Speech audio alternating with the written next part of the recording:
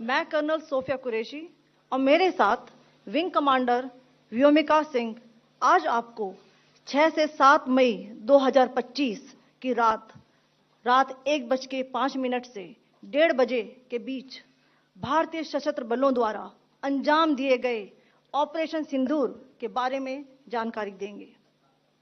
Operation सिंदूर 22 अप्रैल को पहलगाम में हुए विभत्स आतंकवादी हमले के शिकार मासूम नागरिकों व उनके परिवारों को न्याय देने के लिए लॉन्च किया गया था।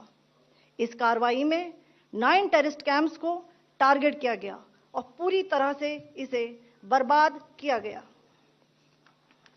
पाकिस्तान में पिछले 3 दशकों से टेरर इंफ्रास्ट्रक्चर का निर्माण हो रहा है। इसमें recruitment, indoctrination centres, training areas व लॉन्च पैड शामिल थे, जो पाकिस्तान और पाक अधिकृत जम्मू कश्मीर POJK दोनों में फैले हैं। Operation Sindoor was launched by Indian Armed Forces to deliver justice to the victims of Pahalgam terror attack and their families.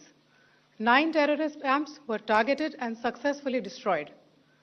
Over the last 3 decades, Pakistan has systematically built terror infrastructure. It is a complex web of recruitment and indoctrination centers, training areas for initial and refresher courses, and launch pads for handlers. These camps are located both in Pakistan as well as Pakistan-occupied Jammu and Kashmir areas. Some of the well-known training camps are located, as you can see on the screen. They are distributed from Savai Nala in the north, counting to approximately 21, ending at Bhagalpur to the south. इन लक्ष्यों का चयन विश्वसनीय intelligence सूचनाओं के आधार पर हुआ ताकि आतंक गतिविधियों की रीढ़ तोड़ी जा सके, और यह खास ध्यान दिया गया कि निर्दोष नागरिकों और सिविलियन इंस्टॉलेशन को नुकसान न पहुंचे। The selection of these targets for Operation Sindoor was based on credible intelligence inputs and role of these facilities in perpetrating the terror activities. The locations were so selected to avoid damage to civilian infrastructures and loss of any civilian lives. This was done with due diligence, and the camps selected for targeting and their engagement will now be shown to you one by one.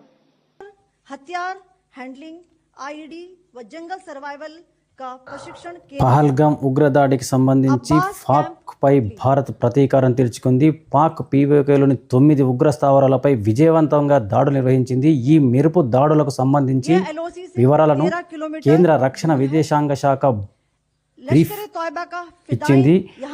భద్రతా బలగాలకు చెందిన 2 మహిళలు ఈ దాడుల వివరాలను వెల్లడించడం అందరి దృష్టిని ఆకర్షించి ఇంత క్లిష్టమైన ఆపరేషన్ గురించి దేశ ప్రజలకు వెల్లడించింది వారిద్దరే, colonel Sofiya Qureshi, wing commander Vyomika Singh.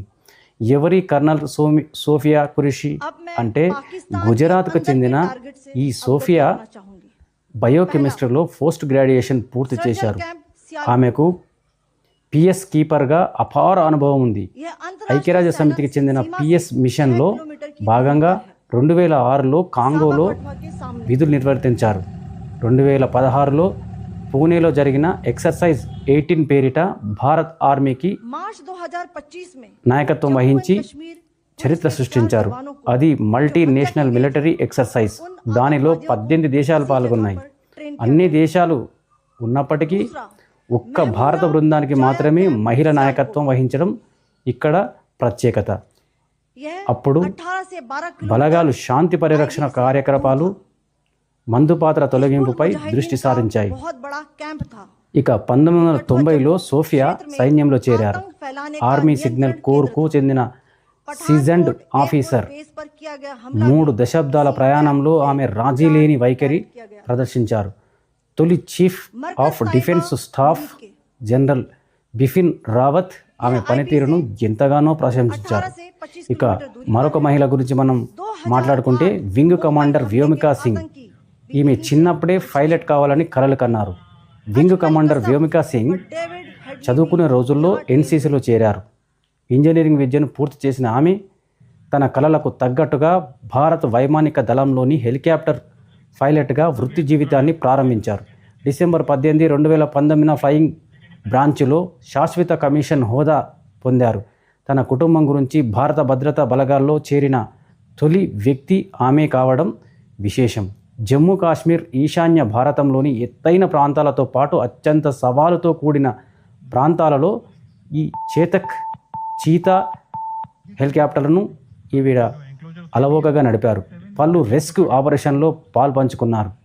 ఈరోజు జరిగిన మిలిటరీ బ్రీఫింగ్లో కేంద్రం అన్ని అంశాలను పరిగణలోకి తీసుకున్నట్లుగా స్పష్టమవుతుంది. దాడి ఎంత పక్కగా చేసిందో ఈ బ్రీఫింగ్ విషయంలోనూ అంతే పక్కగా వ్యవహరించినట్లు కనబడుతుంది.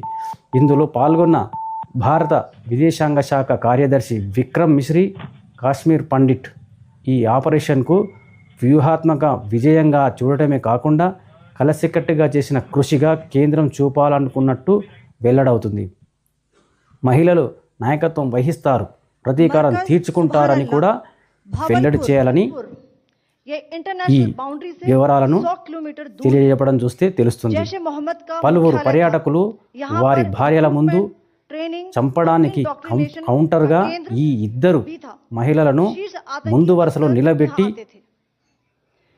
వివరాలు చెప్పించడాన్ని అందరూ చాలా అభినందిస్తున్నారు. ధన్యవాదాలు.